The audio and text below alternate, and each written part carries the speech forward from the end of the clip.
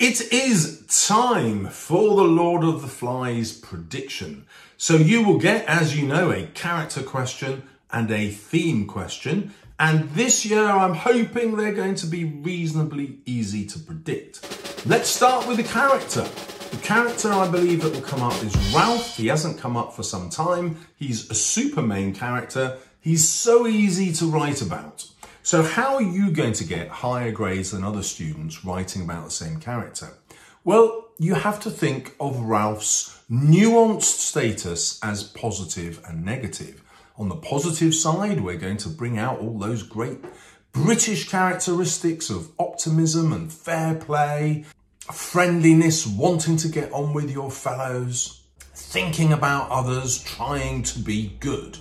Ralph embodies all of those qualities, but Golding makes him fail. He makes the other boys reject him, and so he's saying something about the quality of the other boys for not choosing Ralph as a leader, or rather not keeping him as a leader, but he's also making a point about Ralph's failings. He simply thinks that being democratic and listening to other people and including their views is going to be enough, and he doesn't understand people's fears and people's anxieties.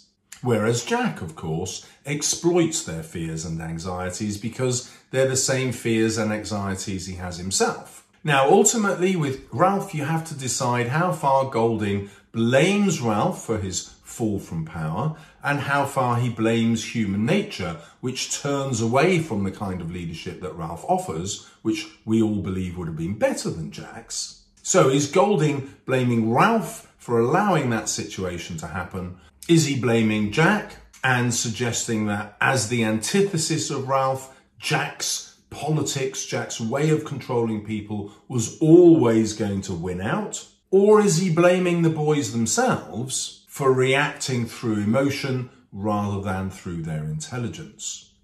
Another layer of sophistication to add on there, of course, is how Ralph and Jack represent two systems. Ralph represents democracy and fairness and equality, and Jack represents dictatorship and totalitarian rule. A nice way to symbolise that is through the imagery that Golding provides. Ralph is described as a boxer.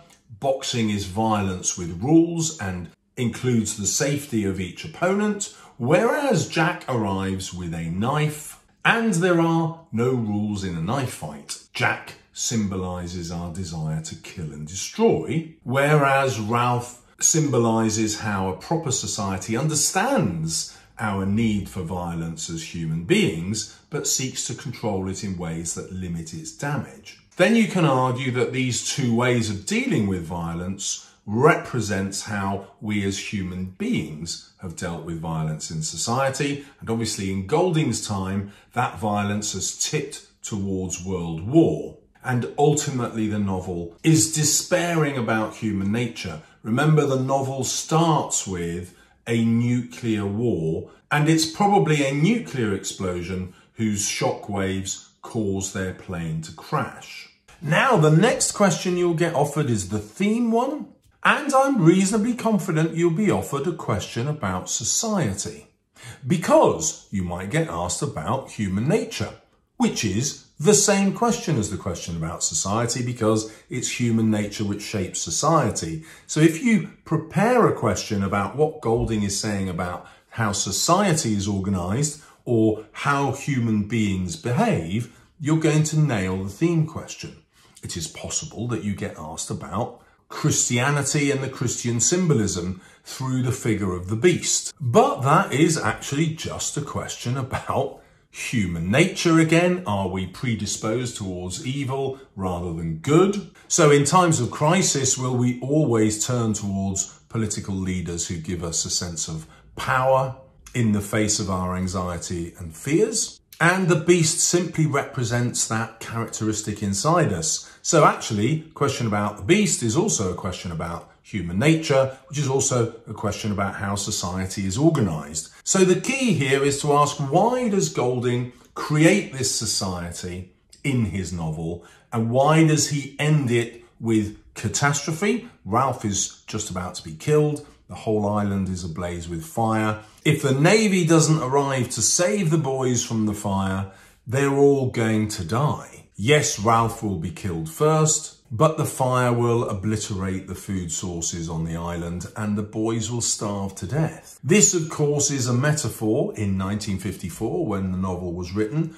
of the fear of the atomic bomb and the mutually assured destruction we were going to have because Russia was armed, America was armed, the UK was armed, and as soon as one country used one nuclear weapon, everyone would pile in, we'd all be destroyed.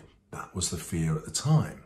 So the book becomes a warning about human nature, a warning about nuclear war, and a warning about the political systems which allow dictators to come to power. As you can see, it's much easier to get the top marks with the theme question because you're always writing about the writer's ideas and the writer's viewpoint is always at the top of the mark scheme. If you do the character question, hopefully it is Ralph, remember to always write about why Golding creates him in that way. And if you want to know what next to revise about Lord of the Flies, check out the video coming up now.